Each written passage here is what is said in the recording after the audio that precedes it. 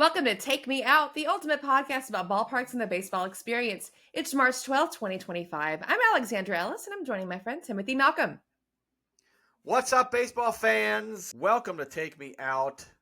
I'm Tim. That's Alex. Alex, how are you? I'm doing all right. How about you, Tim? I'm pretty good. We are in the throes of spring, training. We are getting very close to the baseball season. It's actually coming a lot closer than I had expected. I mean, because everything started so early. Now things are ending earlier, and we're actually coming up on the Japan series. We'll get like 8 days now or something. Yeah, very soon. I think so. Next week when we record, I think we'll be like starting or in the throes of the Japan series between the Cubs and the Dodgers. So that's really fun. I can't wait to hopefully one day do an episode about Japan and Tokyo. Oh my gosh, I would love to do that. Yeah, it's an experience over there. It is. They take it so seriously, and it just looks so much fun. I mean, I've loved all the stories I've read. How I think we discussed this in one of our first podcasts about when Ohtani was there. He had a home run, and they passed the ball all the way around the concourse, and it got back to the original person who got it because everyone wanted to take a picture of it. It's like, how cool is that? Like I love that. It's amazing. Yeah, I think we can learn a lot from how Japanese fans embrace the game and experience the game. They do it in a way that is a little bit more sort of it's in one way respectful of the game, but It's also like just entertainment, and they do it really well. Yeah. I would love to get to Japan at some point in my life and see some baseball there, and hopefully that'll happen in the future.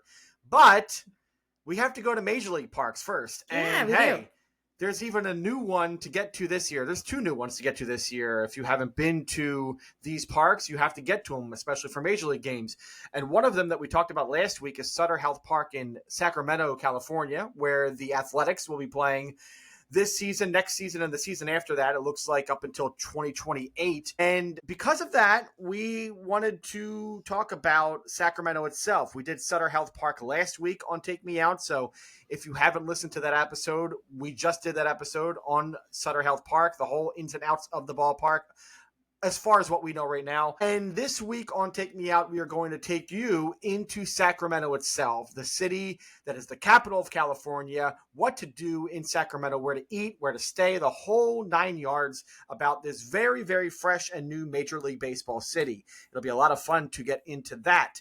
But before we do that, real quick, Alex, tell the folks about what we're doing here and where they should sort of find us and how they can get the word out about us. Well, if you're listening to us right now, you're halfway there, or maybe less than halfway, but hey, Very so true. You can find us. We're getting some content uploaded on our Instagram. You can find us on Instagram at Take Me Out Pod. You can also follow us on Facebook at facebook.com/Take Me Out Pod, and on YouTube. If you're seeing me wave at my camera right now, you're watching us on YouTube at youtube.com/Take Me Out Pod. We do have a Patreon coming. I know that's a broken record, but it is still definitely coming. We promise. Give us a follow. 5 stars, rating, reviews, comments, tell your friends, all that fun stuff. We appreciate it. We're starting to get a little more followers on Instagram. It's kind of cool. We're almost up to double digits, so it's happening.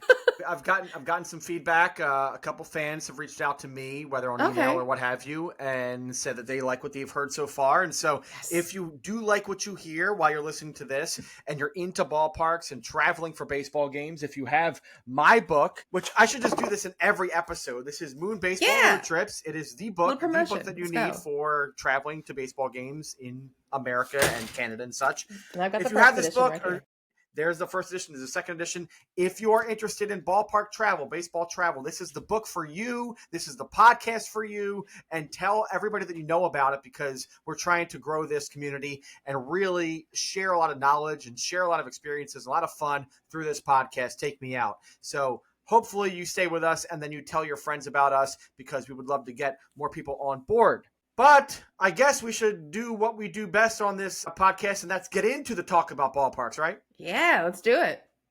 All right, we're going to start with some news segments. We are going to go with the Athletics, our team of the past couple of weeks. So Athletics released new renderings for their Vegas ballpark. The Athletics on March 6 posted new renderings of their Las Vegas ballpark, which is expected to be ready for the 2028 regular season. The renderings show plenty of green on the fence backdrop, but beyond the grandstands is a clear view out to the Vegas Strip through the glass windows. There are tiered bullpens beyond the left field fence, a massive video board hovering over right field, and multiple images of dimly lit luxury seating areas. So have you seen the pictures? So I have, there yes. were I have a couple of original comments on it, but I've seen them. there were original renderings of the park when it was first sort of proposed last year or something like that. And now there are updated images and a couple more different kinds of images with the renderings. So what are your thoughts, I guess, first off, on the renderings of the Vegas ballpark? I mean, I haven't taken too close a look at it, but the one thing that does concern me is it's going to be fun or interesting, I guess, to see the players try to field like high fly balls or anything like that. Cause like you got Mm-hmm. that white roof on there. You've also got like, I mean, yes, it's going to protect from the sun, but still you're still in the desert. I mean, it's going to be bright in there. I'm just concerned about them trying to catch fly balls. That's my thing. And then you got all those luxury suites, which is such a Vegas thing to do. So, well, I mean, I'm sure there's going to be a couple of updates to it because you still got a lot of time. But Yeah. we'll see what happens. It'll be interesting to see how that Vegas. I do like pardon my interruption. I do love the view of the Vegas Strip. That's awesome. Yeah, That's great. yeah. So first off, I found it very interesting that the pictures that the Athletics shared, and they did so on Facebook. Maybe they probably did on the other social media accounts, but more of the pictures that they shared were of luxury suites than like everything, like than the common man seats and like Yeah. just the backdrop and stuff. Like it was more luxury suites. So like they're clearly Yeah. going for that vibe with this park, and I get it, right? Like this is It's Las Vegas. Vegas, yeah, Yeah. yeah. It's I glitz. mean, It's all it is. It's glitz and money and losing money. the whole, yeah, exactly. The whole reason for moving the Athletics to not the whole reason, but one of the big reasons for moving the Athletics to Vegas is you're taking advantage of people who have money to burn, and they Mm-hmm. will burn it.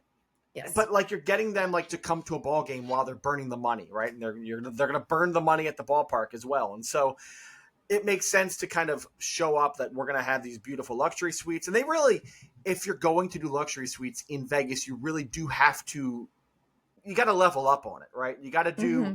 bottle service. You have to do really good cushy seating. You have to do really strong bar restaurant offerings, partnering up with big time chefs, people who have been on Top Chef, or people who, just, like Emerald, the name, and like you Mm-hmm. immediately know like who that is. Like you have to kind of go that extra mile if you're going to open a ballpark in Vegas. So the luxury suites are very important for the A's to kind of attract that crowd. So yeah, that was one of the things. And you're right with the glass windows. I didn't think about that. Fielding pop-ups and fly balls could be a little risky, especially for people who have to, run back to the fences and try to catch the fly ball as it's coming at you. Maybe they'll tint the windows. Maybe it'll have, because I'm trying to. So my big takeaway from this, funny enough, was like I was thinking about ballpark architecture and the history of it and such and how it falls into place. It felt a lot like Lone Depot Park in Miami. Yeah. So Lone Depot, Yeah. where the Marlins play, has that, very large left field sort of window out to Miami skyline, and you can see out. They'll open it sometimes and make it an open air park, but a lot of times it's closed up and you can just see out the windows. I'm trying to remember whether those windows are tinted. I'm not sure, but I'm wondering if that's what they do, is tint those windows just a little bit so that you get a little bit less of that harsh sunlight glare coming in. But that's what I took away from this. So this feels a lot like that Lone Depot style, which is a contemporary ballpark. Lone Depot is the first ballpark that has been made in baseball that is of the contemporary style, which is minimalistic, a lot of sort of white, black, gray, like very like stark colors, Mm-hmm. and really sort of leans more toward the glass and the metal and sort of more modernistic design, sharp lines, really taking advantage of the skyline views, taking advantage of how people sort of move around in concourses and such. The concourses at Lone Depot are very wide. Huge. Oh I'm my wondering if God. they're going to have wide concourses here too. But it really did feel a lot like Lone Depot to me. And so it'll be interesting to see how that plays out over the next couple of years. But that means to me, like, we are starting to get into that next phase of ballpark design. Are we on the way? Are the retro parks, the retro modern and the retro classic parks of the 90s and 2000s, are they now on the way out? I hope not. I Yeah. really hope not. Because, I mean, I can kind of like see the resemblance, like you said, with Lone Depot and now the new Vegas one here. Because it's also, you look at the cities you're into, because you got such glitz and party cities like Vegas and Miami, where like people go there to spend money Right. and just do all these outrageous things with that. I'm not saying everyone who goes to Vegas and Miami is rich, but I mean, come on, but it's a common denominator there. So I do think that it is getting a little bit too luxurious. I mean, what's wrong with a little old school? I mean, come on, No, it's baseball. I think it takes away from the baseball experience. I hear you. I hear you. But it'll be interesting to see this because I mean, I don't mind. I actually like Lone Depot. I think it's a more underrated park than people give it credit. But I understand too people saying, well, it takes, there's not really a lot of nostalgia to it. It's not, an old school park. Well, it's Miami. It's the Marlins. They don't have nostalgia to kind of, you can bring back the large scoreboard in left field from Joe Robbie Stadium, that teal scoreboard, which I loved. But like, that's all the nostalgia that I can think of from Joe Robbie and like Marlins past. So I don't mind them going into this different direction. Just how I don't mind if the A's are going to do something totally new, which they should do. Why not go with this contemporary style? And you're right, Vegas, Miami, you're talking about these very glitzy places in the country where people go to spend money. So now I'm thinking like, when it's time for the Rays to finally like do that new stadium, whatever it's going to look like. I mean, I know Tampa, St. Pete isn't necessarily Vegas or Miami, but it is a place where people go to vacation and spend some money. Do they go the same route? Especially because the Rays don't have the history that other teams do, and they kind of fall more in line with the Marlins and the new look Athletics because of the history there. So do they go with the more contemporary route? Does another team that maybe needs a new stadium at some point in the future, let's say like the Diamondbacks, I know they're like making all these renovations at Chase Field and it looks like they're going to stay there for a while, but if the Diamondbacks do get a new stadium at some point in the next 15 years, will it look more like a contemporary stadium? Because Phoenix is another place that doesn't have like a ton of baseball history behind it, major league wise, and it's also fitting for a vacation city. So is that a place? LA, like Anaheim, if the Angels ever move out of Angel Stadium, do they decide to create a contemporary stadium there because it kind of fits more with what's going on there, especially around that Anaheim entertainment district with Disneyland and things like that? Like, does that make sense? So I can see the contemporary ballpark really becoming the kind of ballpark that is going to take shape over the next 15, 20 years, especially with the evolution of all these, ballpark experiences, the entertainment districts and things like that. Like, could it be part of that? It really could be. So we'll see what happens. But I like the design. I think it's going to look pretty cool. I don't love that it's, like obviously like going to be very rich and very expensive and that kind of thing, but it's Vegas. It's what it's going to be. So I guess we're gonna have to live with that a little bit. Yeah. Hopefully they thread that needle and make it affordable and willing for people to get there. And it'll be good for the regular baseball experience, but then still have that sort of glitz and glamour that you're looking for with a Vegas ballpark. All right. We'll see what happens there. Let's move on to Portland. Different ballpark stuff. No more ballpark stuff. Let's go. Portland Diamond Project CEO Craig Cheek presented renderings of a proposed ballpark to city officials on March 6th.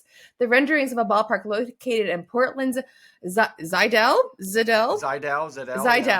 yards on the west bank of the Willamette River showcase a retractable roof park overlooking the river with Mount Hood off in the distance. Yeah, okay, so here we go. Like another ballpark that is being proposed. This is, of course, Portland. They're trying to get a major league franchise, and this is a group called the Portland Diamond Project, and they have a couple big names on their board, their staff, essentially. Jed Lowry, former Red Sox great Jed Lowry. He is a partner on this group. And co-owners, they're called co-owners. I don't know what that means exactly, but they're investors. Russell Wilson and his wife, Ciara. So Russell Wilson, who, of course, one of the better quarterbacks of the last 25 years in football, played for the Seahawks for a number of years, has a lot of Pacific Northwest sort of fandom up there and has made it his home. He wants to obviously help bring a ballpark and a baseball team to Portland. Did you see these renderings? Did you get a chance to check these out? I glanced at them. I didn't look at them as closely as I did Vegas, because I know Vegas is probably the more imminent one, but I did take a look at them, yeah. I think it would be a great idea. I think Seattle's was kind of isolated up in there by themselves, and I think it'd be a great idea to have another team up there where, a fun little, even though it's not in the same state, but like a cross state lines little rivalry going on there. That'd be a lot of fun. No, it'd be great to have a team. Yeah. I mean, I think Portland is kind of like an area where a baseball team could work, but I'm not entirely. It feels like Austin to me, where Austin and Portland are very similar. Yes. They're very sort of like new age, 21st century cities that have really grown over the past 25, 30 years.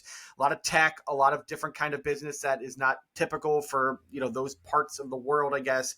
I shouldn't say that. I mean, tech is big in the Northwest, but I'm saying like these are kind of cities that have grown in the last 25, 30 years because of the kind of industries that have become really big in the last 25, 30 years, tech being the big thing.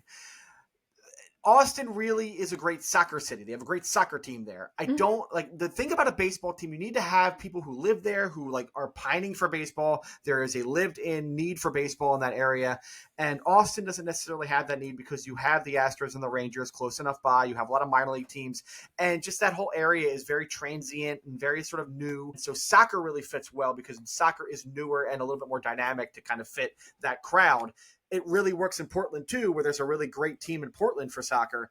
They have a basketball team that's been there for a long time, and they've sort of had fits and starts with can they stay there? Will they stay there? Kind of a thing. But the Trailblazers, of course, are very popular still for a lot of people there. I don't know about baseball. I'm not sure. It could work, but I'm not sure. That said, this ballpark, the proposed ballpark that they're trying to put together here, this rendering, it looks really cool.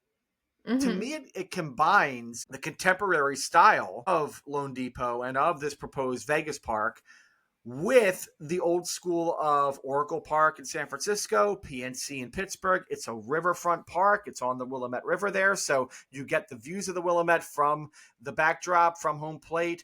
Then beyond in the distance is Mount Hood, away out there in the distance, really cool looking. It's a really cool view. And you'll have a lot of walkways. Looks like a green belt going beyond the outfield right along the river there. So that's really cool. You're kind of bringing in a lot of what makes Portland great, which is the walkability, people biking from place to place, just activity, getting activity to the ballpark. So that all looks great. It's a really cool looking park. It looks a little smaller. It looks more like a PNC size, which I think makes sense for Mhm. Portland. Like For sure. overall, I think it's a really cool design, but will Portland work for baseball? I'm not sure. So I gotta wonder as well because Portland is good. I mean, I guess in Oregon as well, you got such a huge craft beer scene. You got Bend, Oregon, right there, and everything. So you gotta wonder, Yes, like, if they're gonna have like an actual craft beer garden, if like this have ballpark to. will be like the first park to actually feature craft beer, not just Anheuser Busch stuff that like off their craft line, but like I know that's a lot more money for them to invest in, like these smaller craft breweries, but they'd have to do something like that to include all these breweries that are out there because that's one of the big deals with Oregon is just a massive craft beer scene that doesn't seem to be dying away.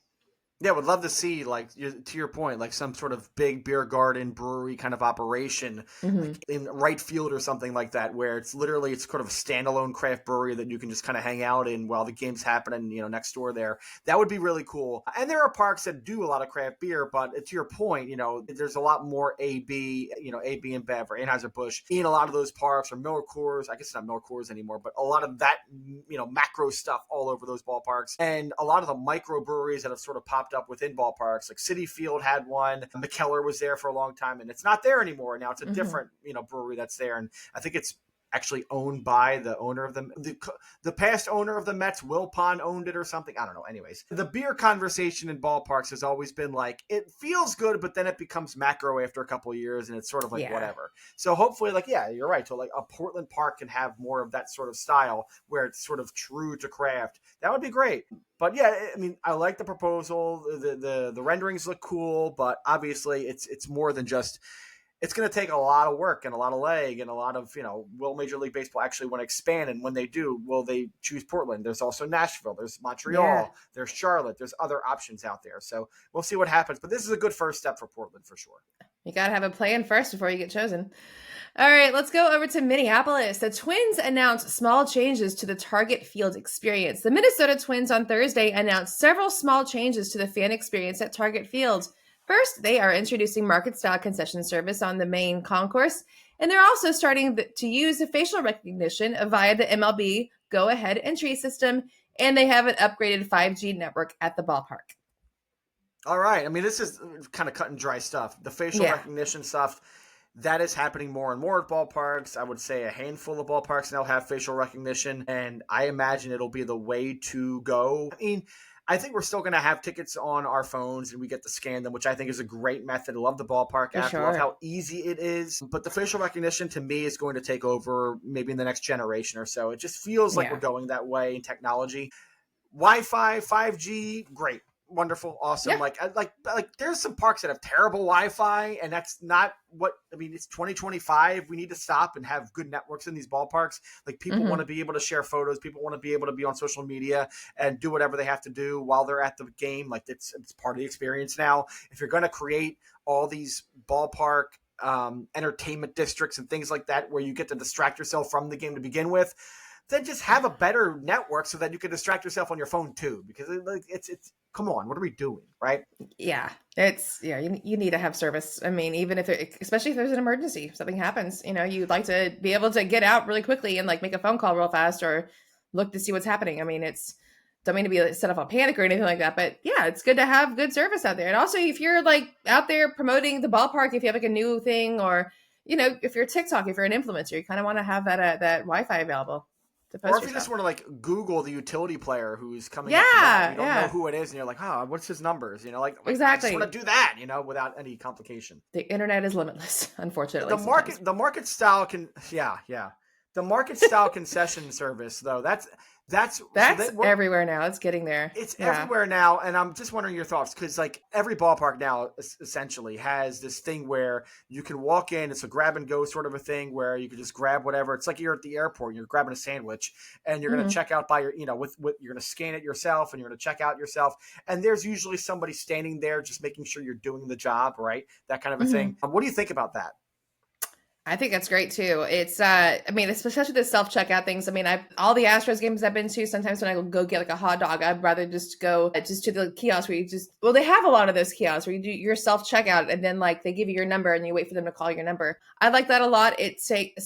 It is a little bit of a growing learning curve for some people to learn how to use it because you'll be behind someone who's like, I don't know what to touch. And it's like, you touch them what you want to order. So there is some of the human error when it comes to like doing everything yourself. But I think people are going to start learning more. You also have a lot of these ballparks, including almost a Minute Maid Dakin.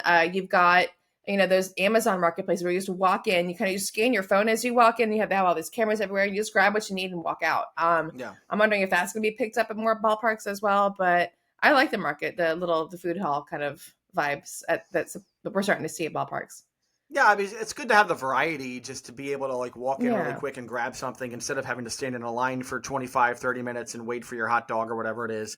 I still like being able to go to the vendor and like, ordering the, maybe not the hot dog. I can get a hot dog wherever, but like if I need to get like the special nachos or something, you go to a counter. Someone's got to make it. Like I want that kind of thing. I don't like going up to a grab and go counter and grabbing like a hot sandwich because I don't know how long it's been there, and I'd rather just like I like made to order stuff. So I'd rather do that. But the market style thing is a good option, especially if you have colder things, especially if you're getting beverages. I know they have, a lot of ballparks are now bringing in these like beer sort of coolers and beer caves. For instance, I think at Target Field, actually, they have this where you can walk into this very cold storage room like you're at an old gas station. Like you're at a gas station, and you go in the back, and it's like the beer cave, and you can grab a local beer in one of the coolers there and just grab it, and you can come out of it, and you have to actually go to a person at the kiosk and they will scan it for you. But you actually go in yourself to the beer cave and grab a can of beer because usually they have better crafts selections at those places. And Target Field, I believe, if I'm correct here, has that already. So adding the market concessions makes a lot more sense because it's the same sort of thing, but just for food. The one thing that I worry about, and I had this happened to me when I was at another stadium entirely, not even a baseball stadium recently, where I saw this kind of beer cave sort of an operation that was market style. You can grab the beer out of the cooler and come scan it out yourself, but you needed to like sign into some service or like get onto some app or something. And you had to be part of the app already to like, and your order went onto the app and onto your account or whatever. It's like, I do not want to sign up for any accounts. I don't want to do anything separate just to like buy a beer. Like I just want to get the beer and scan it. And like, there's somebody standing there going, you're good to go. Great. Awesome. Yeah. Maybe if someone's there to go like, let me see your ID. Like, fine. But like, I don't need to like sign up for an app and like do the whole thing and the rigmarole. Like it just takes too much time. Yeah. I don't have the hands and whatever. Like just let me get out of there as quick as possible.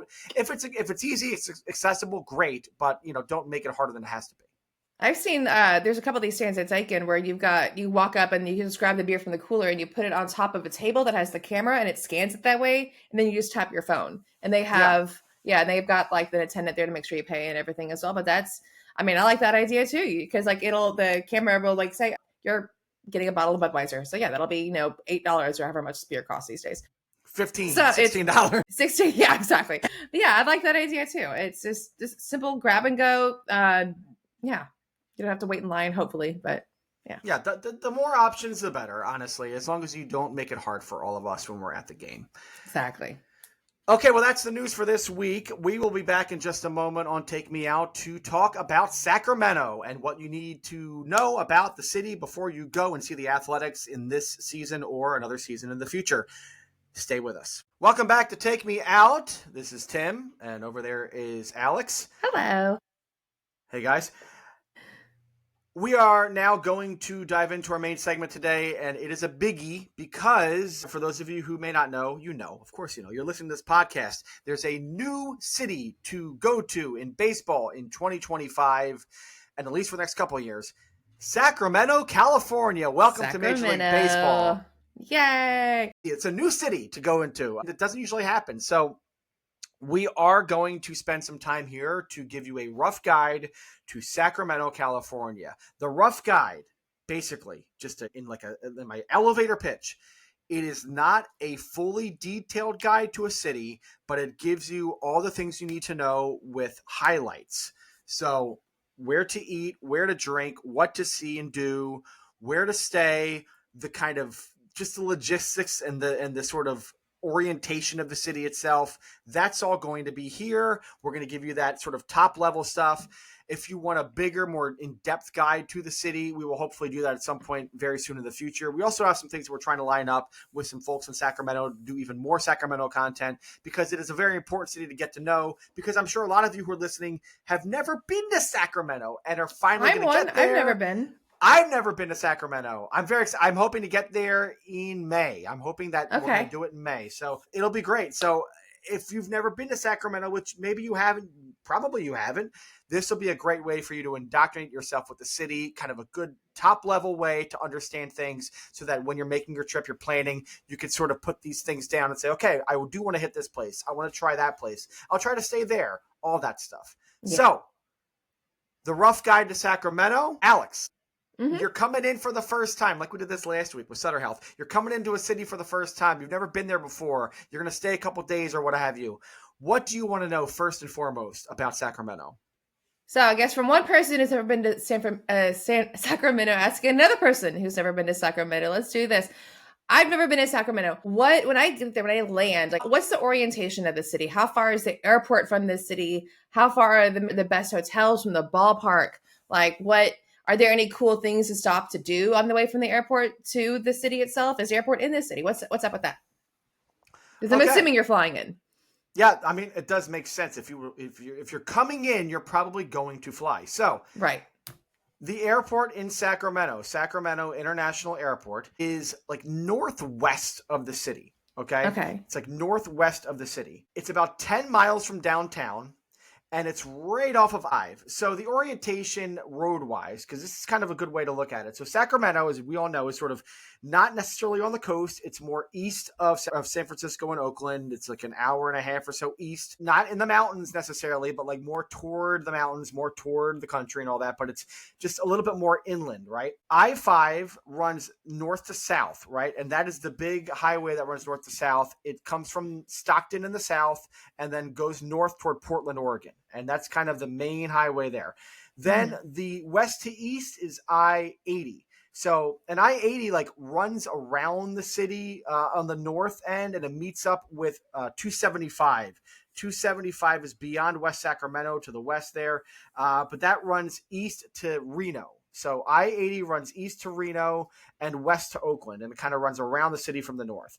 And then I-5 comes up toward the center in the middle. 5 then goes sort of northwest and gets to the airport. Okay. So hopefully that makes sense. So it's sort of a loop, but it's not a loop. It's more of a cross, and Sacramento downtown is where I-5 is, and I-80 sort of meet in that area. There's a river, the Sacramento River runs north to south right along the I-5 corridor there. And then running east to west, sort of on the top of the downtown area, is the American River. So the downtown is sort of, the American comes in from the top, and the Sacramento comes in from the left side, and the downtown is right there in that pocket. The airport is northwest of the city, as I said a million times now, and there you're going to have your pick of basically any sort of airline. The main airlines all fly out of there: American, Delta, United, Air Canada. That's in Terminal A. Terminal B at the airport has more of the budget airlines and sort of the economy airlines: Southwest, JetBlue, Spirit, Frontier. They're all in Terminal B. There's rental car service from the airport, but it does mean a shuttle. So when you land in Sacramento, if you want a rental car, you have to take a shuttle to the rental car area. That's very easy to get to. Mm-hmm. Then as far as public transportation is concerned, there is no really good rail service. There is a light rail in town. Okay. The light rail, though, is mostly downtown and then out to the suburbs. There's no light rail at the airport. You have to get on a bus. The bus to get downtown is the 142, and that runs every 20 to 30 minutes. So if you're coming into Sacramento and you don't have a car, you're not going to get a car, you're going to take the bus or you're going to take rideshare downtown. If you are getting on a rental car, you're going to take the shuttle to the rental car station and then get your rental car from there and then drive downtown. But again, downtown is only about 10 miles away from the airport, so 15, 20 minutes really, depending on traffic. Not too bad at all. It's pretty compact. No, I would go for the public transportation because I'm not sure if taking a ride share 10 miles, it's going to be a little up there in regards to price, I'm sure. Yeah. And airports, because it's an airport, it's going to charge you more because they just surge pricing at the airports and things like that. Oh, yeah. But so public transportation wise, Sacramento Regional Transit is what is in the city. And they have both a bus system and a light rail. The light rail, like I said, is not very extensive. There are 3 lines. There's the gold, the green, and the blue line. The blue line goes east, and then north. It ends in Folsom Prism, way out there, sort of northeast of the city. The gold line goes west to east, and then the gold line goes to Folsom, The blue line goes north to south. The green line goes north to south, but is a short line that's mostly downtown. And then the gold line is the one that goes west to east to Folsom. So scratch that, reverse it, there you go. But the light rail is not really how you're going to kind of move about the city unless you're going to stay very compact downtown. You could do light rail downtown. Bus service, relatively extensive bus service. Prices typically about $2.50 for a ride. You can get a daily pass for $7.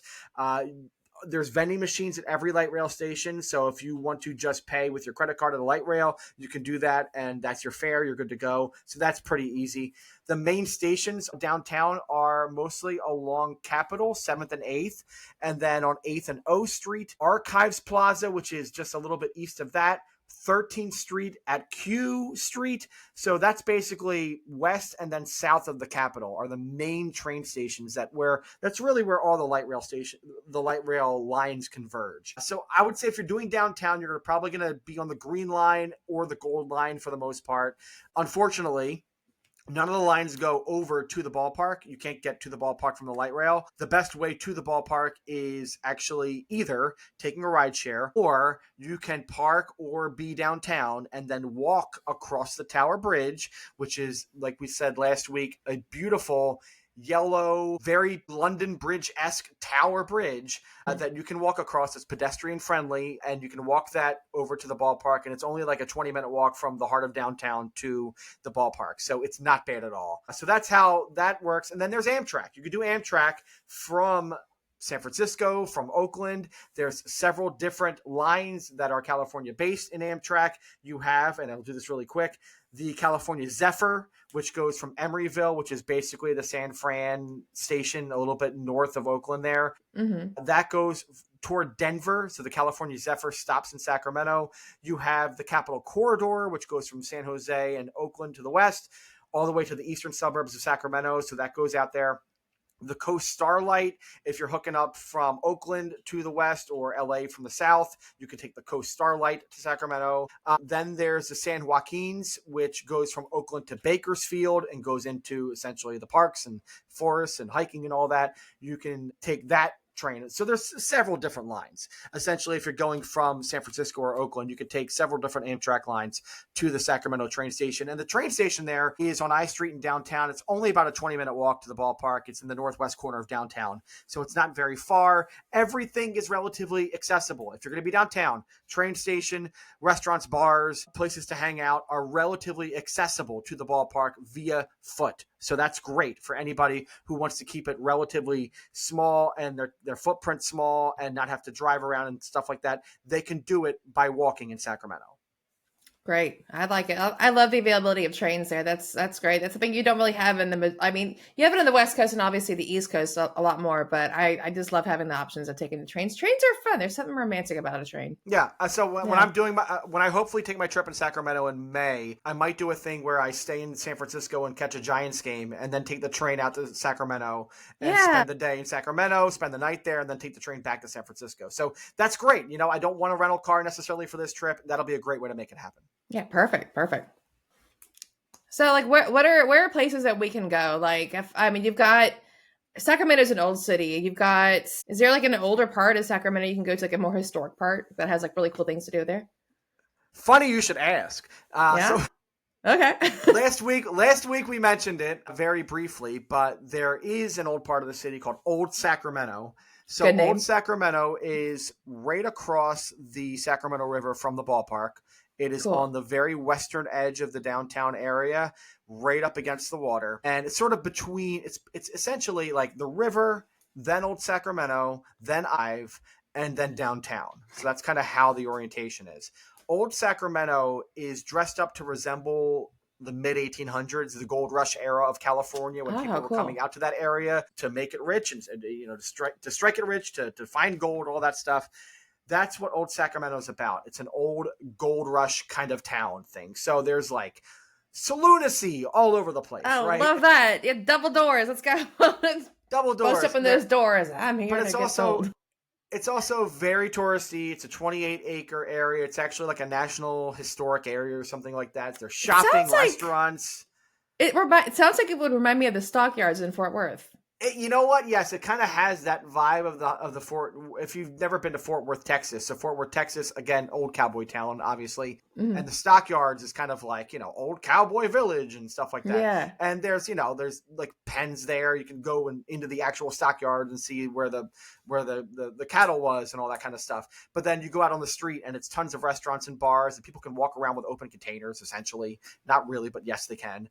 And they have like 2 times a day you can see the cattle come down the street, like it's like this big like parade of cattle. It's weird, but like in Sacramento, not necessarily they have that, but there's, like you said, like very touristy, a lot of sort of old school dressed up kind of stuff.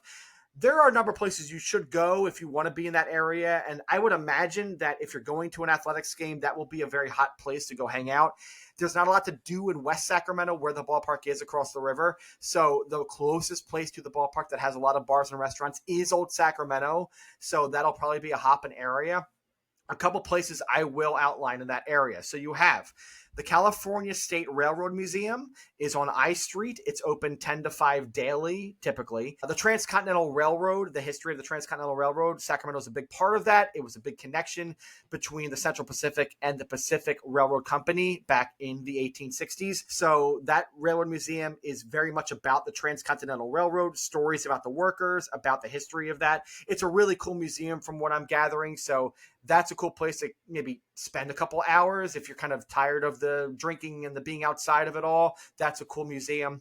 Fanny Ann Saloon on 2nd Street. It's an Old West saloon style bar, kind of the most iconic bar in the old Sacramento area. It was named after a steamboat called the Fanny Ann. There's burgers, there's pub bites. It's a fun atmosphere, really cool, like crazy stuff on the walls, like a TGI Fridays. You should go there once. If you're in Sacramento and you're like, I need to go to like that's the iconic bar. And I would imagine for A's games, it'll be relatively busy before A's games. The Bear and Crown is on 2nd Street, just across the street. It is a London-themed bar restaurant, larger format, decent option if you're drinking in Old Sacramento before the game. I imagine it'll be pretty busy for A's games. Another thing about Sacramento that I found is there's a lot of British-inspired pubs and restaurants, several of them that have been around for a long time. I don't know if it's because there was a population that was there in the last 80-some years, but there seems to be more than I usually see British-themed bars and restaurants, and pretty authentic ones at that in Sacramento. So if you're into having a Guinness, having a whatever, a good pint and having some fish and chips, or even like more authentic stuff, that's maybe something you want to do in Sacramento. There's a lot of Bubbles and there. Squeak. Bubbles and Squeak right before a baseball game. It sounds good to me. Yeah. You also have a more cocktail-forward place, the Last Stop Saloon, that is on 2nd Street as well, and it's a cool-looking bar. It looks really cool. I don't necessarily like rate that at the same level as a Fanny Ann's, but that's pretty cool. Another place to check out while you're in the area, if you want to stay in Old Sacramento, this is a very weird place to stay, and maybe you should try it once. I've heard sort of differentiating things about it, so if you're kind of on the fence, don't do it. But the Delta King Hotel, it's a riverboat that is on the river. Oh, I'm in. Stay there. It's a hotel. I'm already in. Yeah. That is a riverboat. Okay. It's about $150 or under most nights, so it's relatively affordable. It has nightlife. It has a restaurant. So you could stay there, be on the riverboat. Now, I've heard a lot of people say, like, people just kind of come on the riverboat at all hours and take pictures and they talk, and like it's kind of weird. And so if you want privacy, if you want something that's a little bit more sort of like I feel good about where I'm staying and I'm not like too worried about things, like go somewhere else. But this would be a very interesting place if you're into interesting places to stay. It's a riverboat on the Sacramento River. You can stay there. So that's cool. Old Sacramento. It's mostly restaurants and bars. They're just like very like touristy, friendly kind of thing. But like I imagine it'll be pretty packed for A's games. And this is across the river from the ballpark. So you said what it's a 20-minute walk, you said? Or really, like if you're walking across the Tower Bridge, it's probably more like a 12 to 15-minute walk from the ballpark. So not too bad. Okay. Yeah. So what else? So tell me about downtown. So Old Sacramento sounds like it's not going to be downtown. Where is downtown in orientation to the ballpark? So like I said, you have the ballpark, then the river is east of that. East of that is Old Sacramento, and then I-5 is on the border of Old Sacramento, and just across I-5 to the east is where downtown is. So downtown, the downtown Commons area is pretty much right there east of I-5, and that is where you're going to have the arena. I think it's called the Golden One Center. That's where the Sacramento Kings play basketball. Okay. And there's a lot of bar restaurant activity there. A lot of big chains, like you'll have Punch Bowl Social if you want to like party and bowl and stuff like that. Yard House is there if you want like the craft beer bar that is a mainstream macro craft beer bar. Like you can go to Yard House. Tom's Watch Bar is on K Street, also a chain and also a big format bar, but one of the best, if not the best, big format sports bars that you will find in the country. And there are several Tom's Watch bars, mostly on the western coast and on the western part of the country. I think there's one near Coors Field in Denver. They're really good bars. This is a pretty good one. It's in that area. So if you want a sports bar kind of thing before the game and not too far from the ballpark, Tom's Watch Bar is a good option for you. There's also a really good speakeasy in the area right around the corner from the arena. It's called Trophy Club. It's on K Street, very discreet. It's inside Tipsy Putt. Tipsy Putt is right around the corner from the Kings Arena. If you go in there, you'll find the hidden door and you can go to Trophy Club. No passwords needed, no special amount of money you have to pay. It's a really cool cocktail bar from what I hear, so you should check Tipsy that out. Putt sounds like a putt golf bar kind of a thing. Yeah, it's one of those. Yeah, it's one of those newfangled mini golf and drink kind of places that have popped up over the past several years. Yeah, I mean, who doesn't love putt? God, it's been years since I've done putt. It's oh fine. My God. It's fine. Yeah. Also on K Street is a really cool dive bar called Dive Bar. This is a really straight to the point. Bar, I like it, but not what you think. So it is a dive bar in a sense, but the thing about this, and if you are into this, and maybe if you're not into this, you would like this. Okay. Above the bar, above the actual bar, like when you look up from where you're sitting at the bar, are aquatic tanks, and women dressed as mermaids will come into the aquatic tanks and swim and hang out while you're drinking a beer. These are large tanks. This is at the dive bar? It's dive bar? Dive bar, and because they're mermaids in tanks above the bar. That's infuriatingly good. Like I'm angry at that. That's just damn It's a it. neat concept. It's a neat Yeah, concept. Yeah, it yeah. is. So that's Wow. really cool. Okay. A Wow. really notable restaurant that has been around for a long time, and it's actually, I think it's got a Michelin Bib Gourmand, I believe. Ooh. Okay. Frank Fats. It's on L Street, 806 Okay. L Street. Mostly Cantonese Chinese food, so like old school, like, Oh. it's like Mr. Chow's, like Benny Chow's, like sort of a thing, like, it's like old school American Chinese food, right? With some variables. There's like Szechuan offerings, there's Singapore curry chicken, but it has a really, really notable banana cream pie for dessert. It's like the iconic dish of Oh. Sacramento is the banana cream pie at Frank Fats. But a really, like, it's been celebrated for a long time. It's kind of the place where like politicians and notable Sacramentans go and just like chop it up, right? And have like a dinner over Chinese food and stuff. Like it's a cool looking place. Totally worth it if you want like the place to go to in Sacramento. Frank Fats is probably a good destination for that. Yeah, that sounds good. I like Szechuan. I like making my mouth go numb every now and then. It's good. Yeah, yeah, yeah. A little Szechuan beef. Yeah, it doesn't hurt anybody. Um, and then around the Capitol, there's all kinds of other stuff too. So like south of the Capitol Mall. So Capitol Mall is the main street that kind of goes to the Capitol. It actually is the street that the Tower Bridge is on. It's also what M Street would be in Sacramento. So it's like L, Capitol, O. So Capitol runs Ah. west to east and is the street that goes from the Tower Bridge to the Capitol itself. And it stops at the Capitol. So north of the Capitol Mall, like north of Capitol, there is where the downtown Commons area is with the arena and the bars and restaurants. South of Capitol Mall is where you will find on the west side the Crocker Museum of Art. So Mm. this is a really good museum. It's a really good museum. Crocker Art Museum. It's on O Street.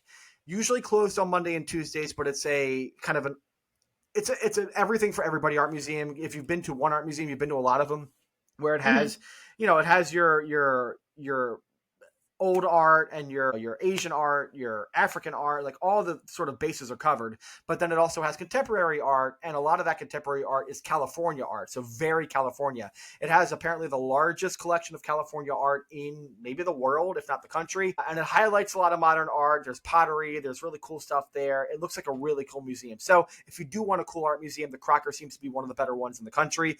So the Crocker Art Museum is on O Street, south of Capitol Mall in the downtown area. And closed Mondays and Tuesdays. That's pretty typical for art museums. Closed Mondays and Tuesdays, yeah. Also, south of Capitol, there in the south area, you'll have a couple more restaurants and bars. The Fox and Goose Public House, again, British place, right? Yeah. Fox and Goose Public House, 50 years old, has actual British and Irish foods and ales and stuff like that. So, pretty good stuff there. The Richmond Grove area, which is also south of downtown, kind of outside of downtown a little bit. Urban Roots Brewery and Smokehouse is there. Probably the best brewery in Sacramento, arguably. That's on V Street. It has also barbecue, some Texas style barbecue. I'm not saying it's as good as barbecue you'll find in Texas, but for barbecue in Sacramento, it seems like pretty good. They have tri-tip, which is something that they don't have on menus in barbecue places in Texas and most places. Tri-tip is what Californians eat for barbecue. It's like kind of their cut of meat. So if you're out in California and you want to try barbecue, get the tri-tip because that's what they do the best. It's usually served with chimichurri and it's very delicious. So try that. Chimichurri. Oh my god, I love chimichurri. That sounds so good right now. Very good stuff. Let's see if there's anything else that I need to tell you about the South area. I believe that's about it in the South area. So should we go, where else should we go now? I think we've covered all that. Where am I going to stay when I go to Sacramento? What would you think about that? Well, so Give me some. Sacramento, Yeah. Sacramento stay wise is really weird because like it's a lot of chain hotels. It's a lot of boutique chains, like Hmm. your Curio collection and stuff like that. The hotels that are independently owned and things like that, there doesn't seem to be a lot there that are like I would really recommend. The Delta King is independently owned, and I don't know if I would really recommend that one. That's the one that's on the river. It's the riverboat. The Inn and Spa at Parkside, which is in the south area of downtown too, sort of southwest of downtown, that looks pretty good. It's a little bit more B&B, but it's clean rooms, quiet, very nice. $200 or so per night, so actually a pretty good deal. Most of the hotels though, so you're gonna have your chains, right? So downtown is very pricey.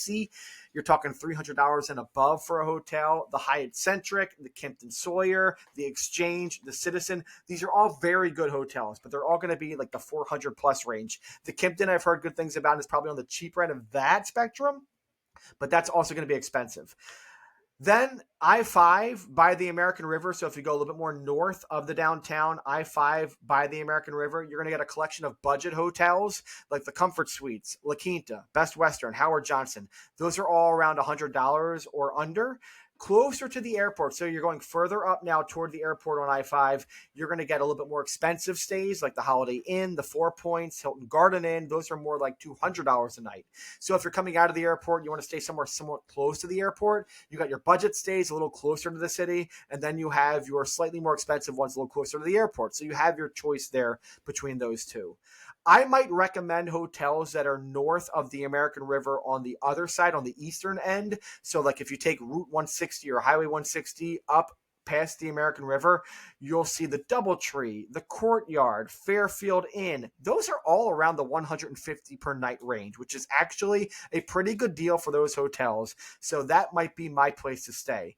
You also have I-80, Highway 84, West Sacramento. So if you're want to stay near the ballpark, not necessarily near the ballpark, but in West Sacramento, more west of the ballpark, you'll get places like the Spring Hill Suites, extended stay, Hampton Inn. Those are more like $150 a night as well. So those are pretty good options that if you want to stay closer to the ballpark on the west side, maybe not near all that traffic, that's a decent option.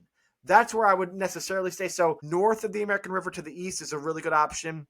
West Sacramento, west of the ballpark is a good option. And then along that airport corridor, I-5, you have a lot of different options. Downtown, if you have the money and you want to stay downtown, if you want to spend like $1,000 on your Sacramento trip, stay downtown, eat at a cool place downtown, be walkable to the ballpark and all that good stuff, it's a great option. You can stay downtown and have a great time there. But if you want to save some money, toward the airport is good. West Sacramento and American River Northeast area, also very good. Cool. Now I got a question. Where in relation to the city is Folsom Prison? Because I know that's such a historic prison.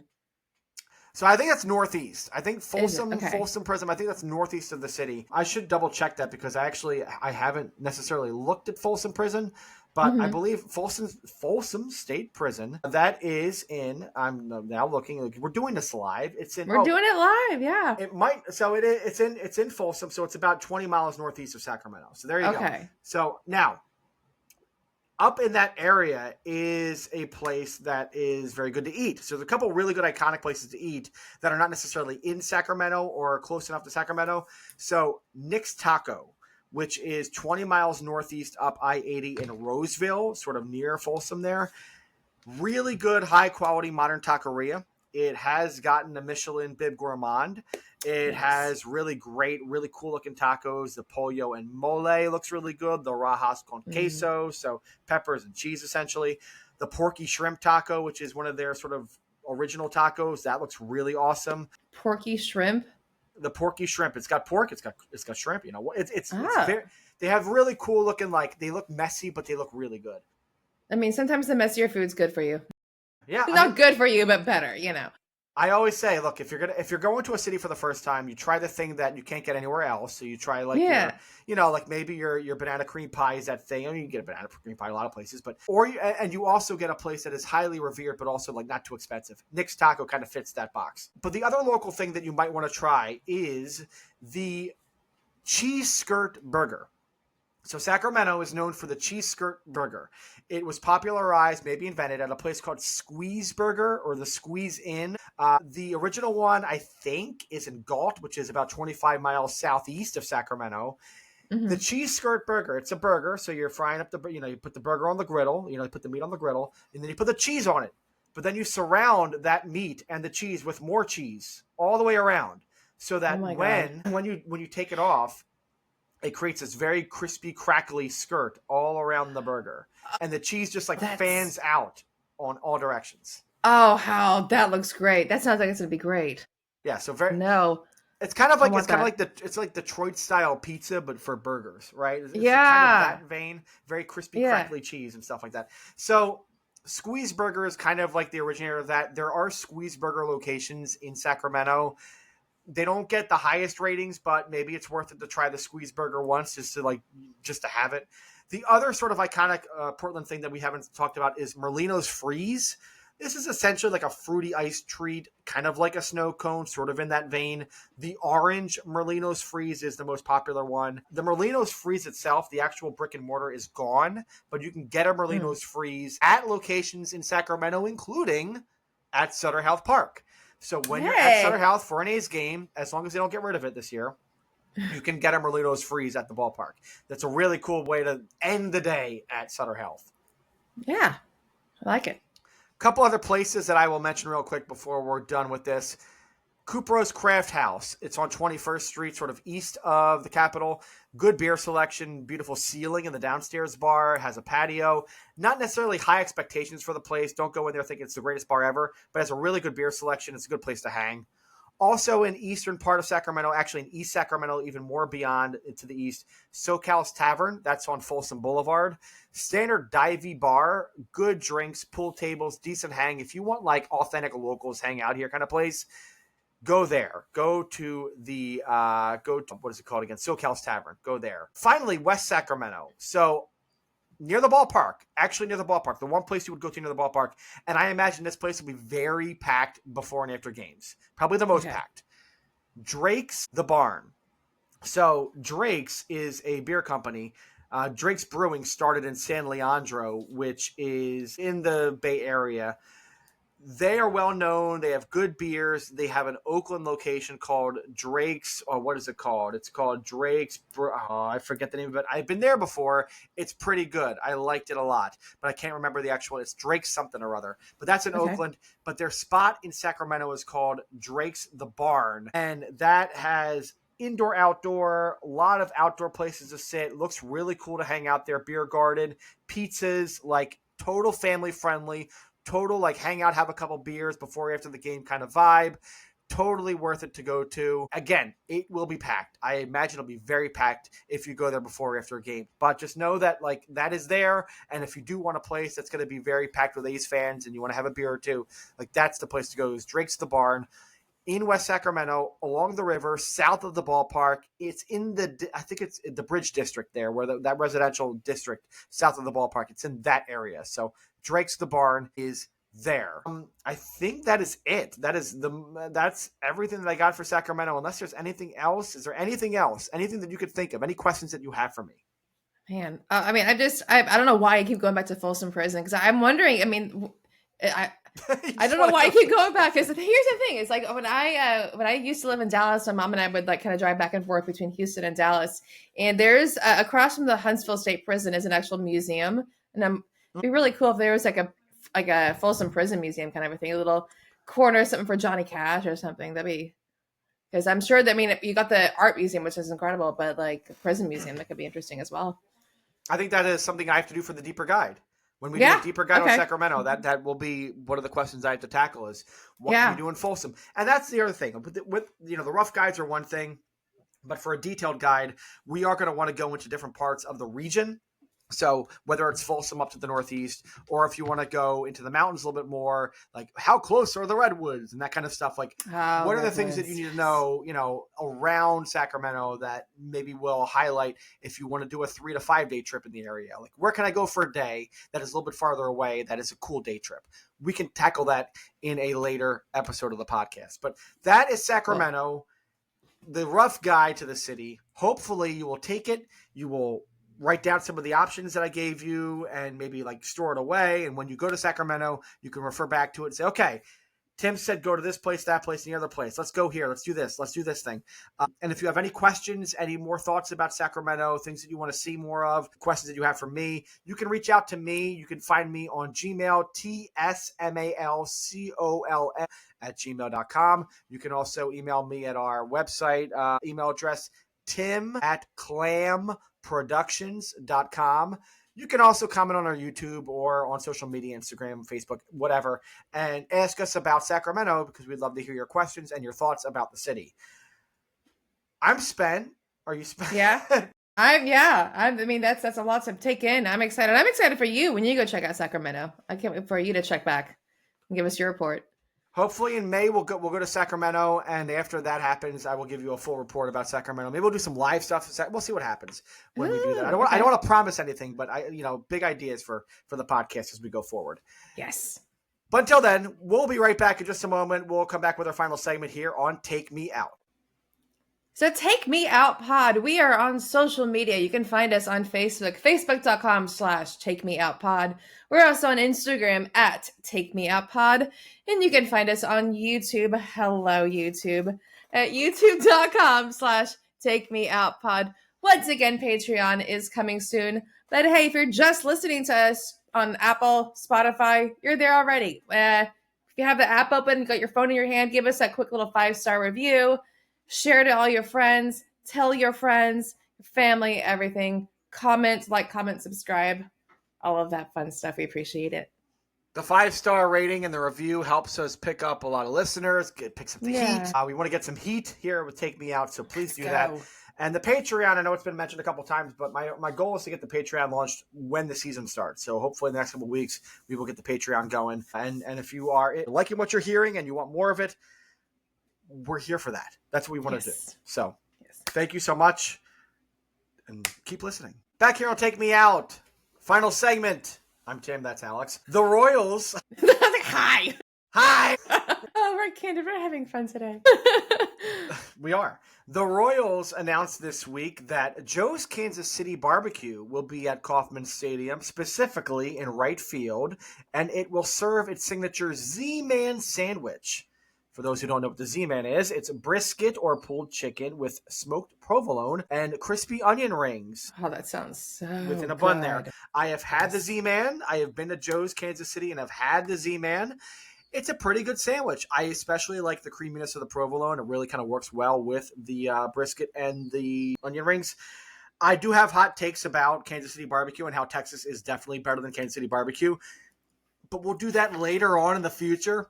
But Joe's is very good. Argue in the comments, please. Argue in the comments.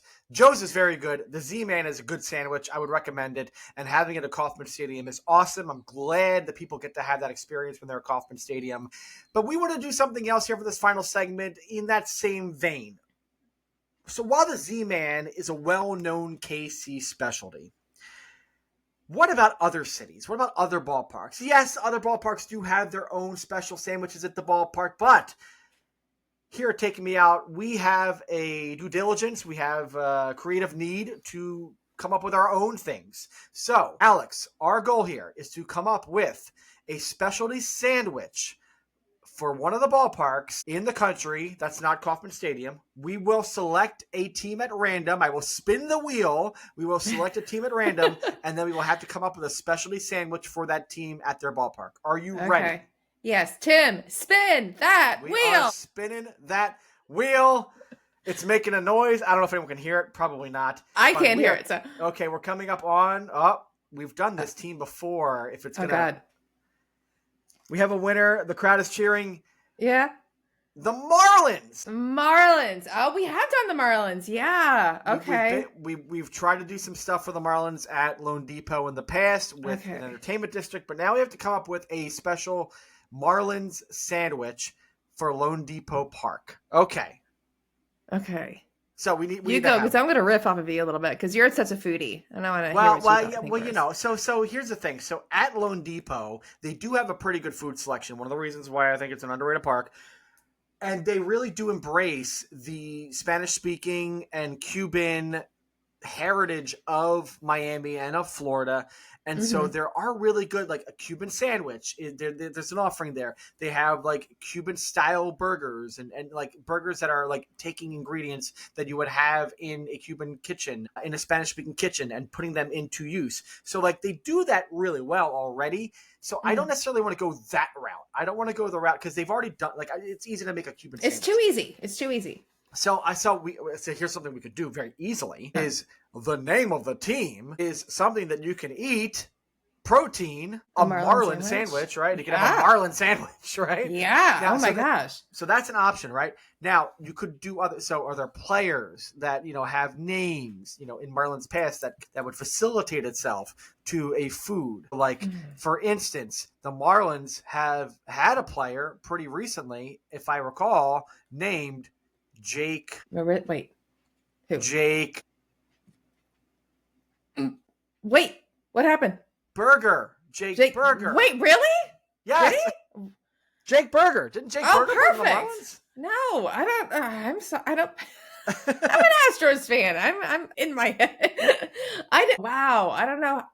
I should have known that. I apologize to our Marlins fans, and I apologize to you, Tim, for not knowing that. But yeah, It's you okay. have. It's okay. Yeah. No, he only played there. I'm looking at my phone just to make sure. He only played there for 2 years. I mean, he played on the team that made the playoffs a couple of years ago and lost to the Phillies. Okay. But Berger was on the he's now on the Rangers. So he just got. I don't know if he's a free agent, but I think he was a free agent. The Rangers signed him. But Jake Berger. So we could do. So Berger was a Marlin. So maybe it's not. But if we do a Marlin Burger, a Marlin Burger. Right, so we do a Marlin Burger. So like, what Florida stuff can we like put on this Marlin Burger? What makes you think of Florida that we could put on a Marlin Burger? I mean, I know with the Cuban you've got pickles on there. See, I mean, the burger already has pickles on there. What Florida? But what if they're like pickles that were soaked in rum? Like we do something rum based. Like like we do, because you think it's Florida again, rum. You're thinking Caribbean. You're thinking tropical. There's a good rum culture down there. I think pickles soaked in rum. Maybe some pickles and onions soaked in rum. Maybe like a whole I don't want to say like a giardiniera kind of a thing, but like something like that where it's pickles and onions and some sort of veggie thing soaked in rum, pickled in rum. There you go. Get a little sweeter giardiniera. That'd be great. Yeah, I mean, I love a good giardiniera. With the Marlin, is there something else we can put on this burger? Instead of the lettuce and tomato kind of a thing, is there something else we can put? Maybe a sauce. Maybe there's a sauce we could do. Okay, what do you? I'm so out of date of Florida foods. You have let's be honest. Florida doesn't have a lot of great, oh, this is iconically Florida. We could do that.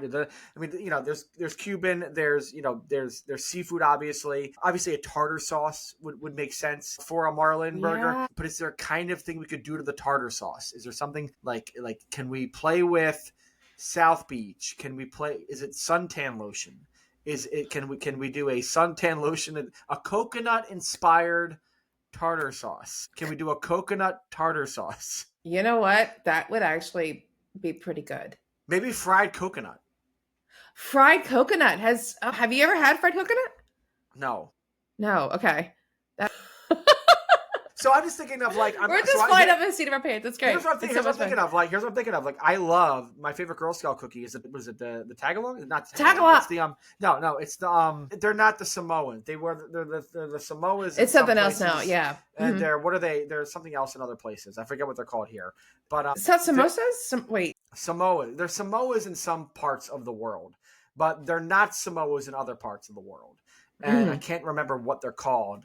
Maybe we'll get it in the next 2 seconds, but I probably won't. But they're chocolate, they're coconut, they're crispy, right? And so the coconut is it's a baked coconut. It's like a very crispy coconut sort of a taste. So something that's more crispier, baked, fried, something like that as a topping. That could work. That could work. Yeah. Or you just do a coconut sauce, which sounds maybe bad, but maybe good. Maybe you never know until you try it, Maybe you soak the Marlin in a coconut curry or something, just to give it a little bit of that. Okay, no, that sounds really good. I love curry. That would be really good. Ooh, I like that. Coconut curry braised Marlin with pickles and onions soaked in rum. Yeah, and then obviously comes the fries. Well, it doesn't come with fries because when we're in a ballpark, the burgers never come with fries. You have to order that on the side as separate because that's how it is. But yeah, what kind of sides would you do with that burger? Just regular fries, or would you do some specialty fries? I would do. I don't know. I mean, fries make sense. Some sort of potato crispy thing, tots, something like that.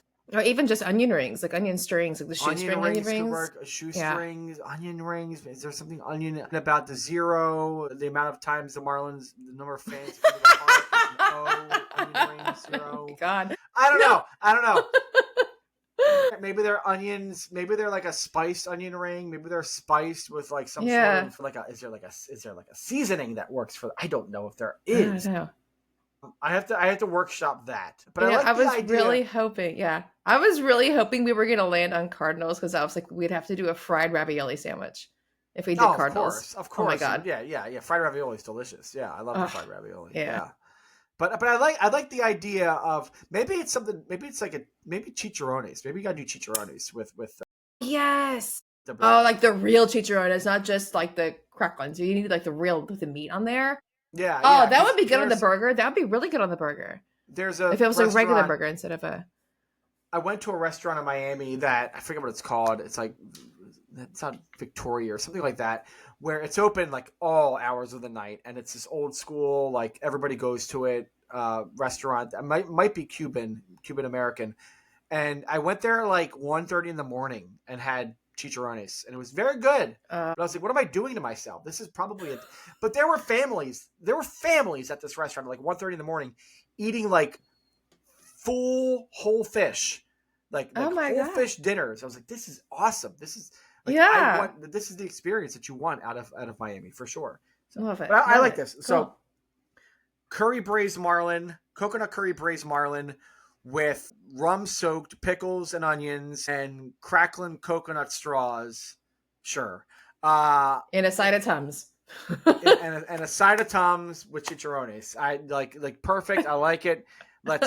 We're put on the board. That's our For sandwich for Lone Depot $58. Park for $58. That's right. That's right. Only 17 available per game. Exactly. So that's it for Take Me Out. Yeah. That ends it for the week. Next week, our plan right now is to take you to Steinbrenner Field in Tampa, where the Yankees spring training is and where the Yankees Florida State League team plays, but also where the Tampa Bay Rays will be playing baseball in 2025. And hopefully just in 2025. Hopefully they will Hopefully. Yeah. go back home, whether it's Tropicana. It'll be Tropicana at this point, but hopefully they do that next year. But it'll be Steinbrenner Field next week on Take Me Out. Until then, thank you for listening. Please follow us. Please love us. I'm Tim. And I'm Alex.